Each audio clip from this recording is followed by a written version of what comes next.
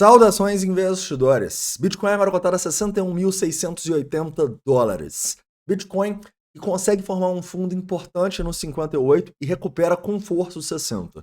A grande dúvida agora é, será que formamos um fundo para retomar a tendência de alta ou a gente está só respirando para ir para os 50k? Vamos discutir no vídeo de hoje, além de fazer uma atualização do ETH. Bem-vindos a Investidor Moderno.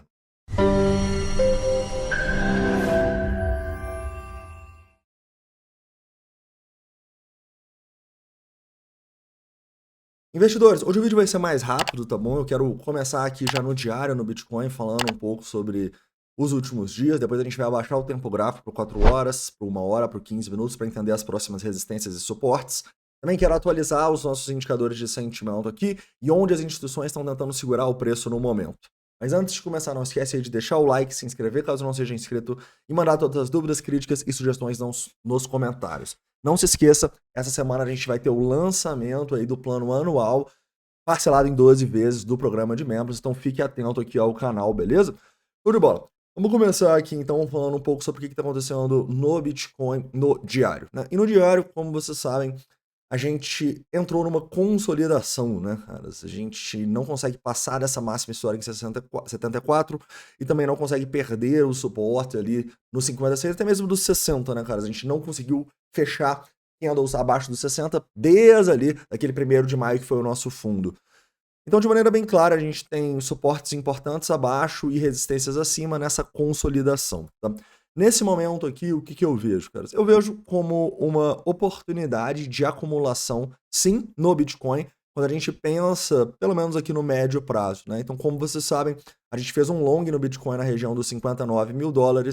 É um long que, sinceramente, estou bem otimista, acredito que a maior probabilidade é a gente continuar subindo a partir daqui para ir buscar o nosso alvo que está próximo, está em máximas históricas, né? Então, eu acho que não faz nenhum sentido a gente tentar adivinhar até onde vai essa correção aqui, porque o que eu sempre falo com vocês, a gente não aposta nas correções, a gente aposta nas tendências. E a gente está aqui, no longo prazo, numa tendência de alta, né? Apesar da gente estar consolidando nos últimos meses, a tendência é muito clara de alta. Lembra muito o que aconteceu aqui quando a gente estava brigando ali acima dos 40, e depois foi nos 38, ou então quando a gente ficou 6 meses brigando entre os 30 e pouco e os $24 mil, né? Então é uma consolidação vindo de uma tendência de alta que tende a continuar subindo. Então, para mim, não faz sentido eu tentar adivinhar aqui, ou fazer um short aqui, ou falar de 50, de 40k, sendo que a tendência é clara de alta no longo prazo. Além disso, quando eu olho indicadores de sentimento de longo prazo, continuam muito bons, né? A gente teve ontem uma venda bizonha, mais de $2 bilhões de venda, a gente não tinha tanta venda assim desde abril, começo de abril, ao mesmo tempo que a gente teve uma liquidação muito forte que a gente não tinha desde março, ou seja, para mim isso é um gatilho claro de acumulação, tá bom? Por isso que a gente entrou nesse position trade no Bitcoin.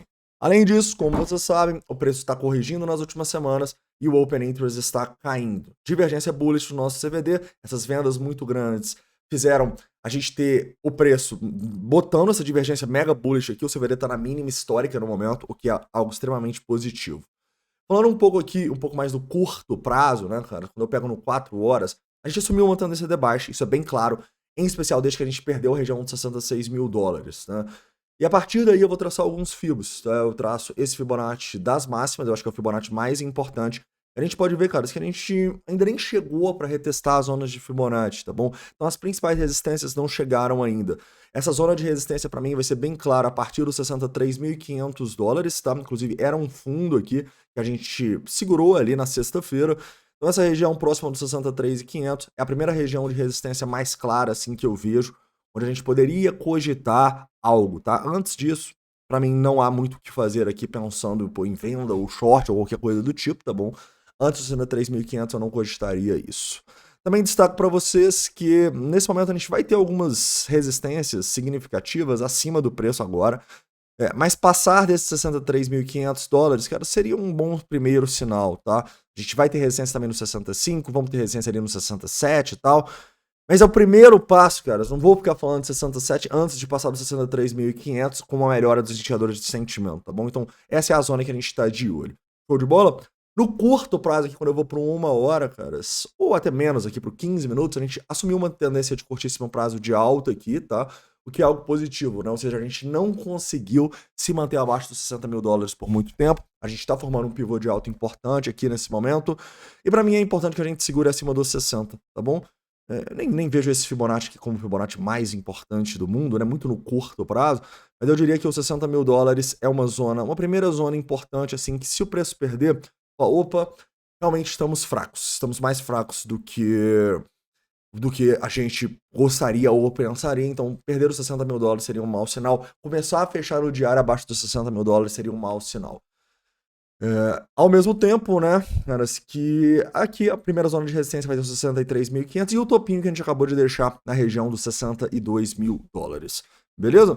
Outro ponto importante que a gente pode destacar no curtíssimo prazo aqui, quando a gente olha o sentimento no curto prazo, a gente tá vendo uma melhora aqui, mas é uma melhora muito pequena por enquanto, né? Beleza, a gente tem um aumento de open interest aqui, com uma queda no long short rate, mas esse long short rate ainda está elevadíssimo, né? 2,6. E repara que a gente dá uma subidinha e ainda tem muita compra a mercado, né? Então, assim, no curto prazo aqui, a situação é bem indefinida, na minha opinião. Eu acho que a gente teve ótimas compras ontem, tanto nesse position trade no Bitcoin, quanto em algumas altcoins que a gente fez compras. Agora eu não faria absolutamente nada, não vejo compra aqui hoje, né? Você estaria comprando no meio do caminho.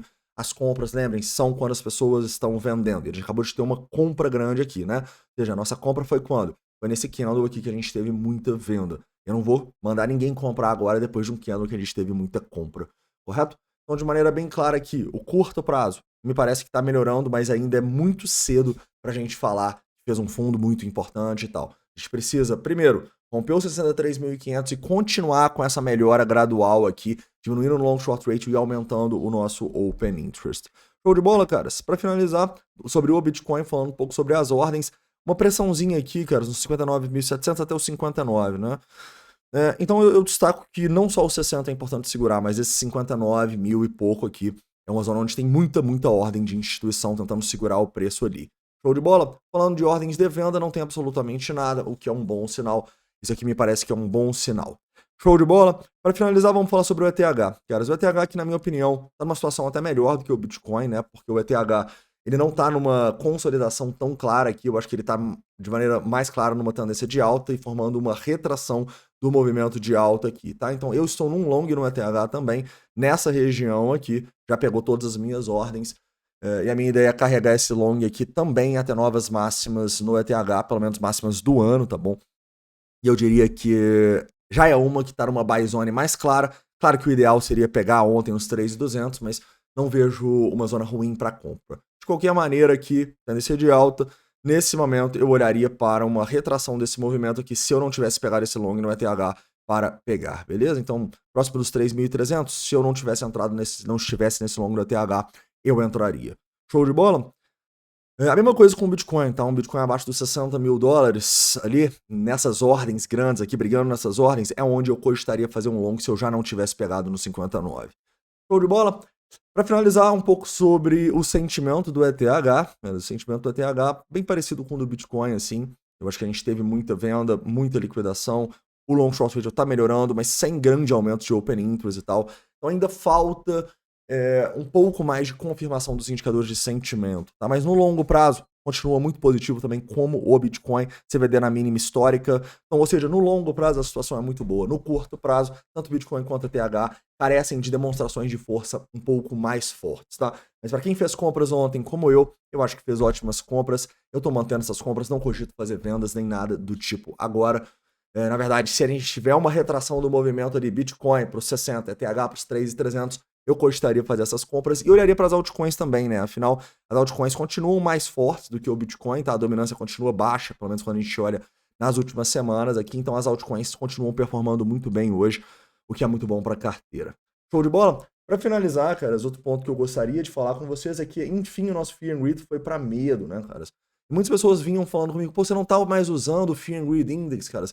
É porque o Fear and Greed Index ele ficou por muito tempo no mesmo lugar, caras. Então a gente não usa esse indicador, foi aqui para 77 ou para 71, não. A gente gosta de usar esses indicadores em momentos exagerados, como a gente tem agora, caras. A gente não vinha num medo, caras, há muitos meses, né? Eu acho que aqui em maio a gente chegou rapidamente um dia a ficar em medo, mas nada próximo desses 30, né? A última vez que a gente ficou num medo tão grande foi lá em setembro de 23, quando o Bitcoin estava nos $24.000.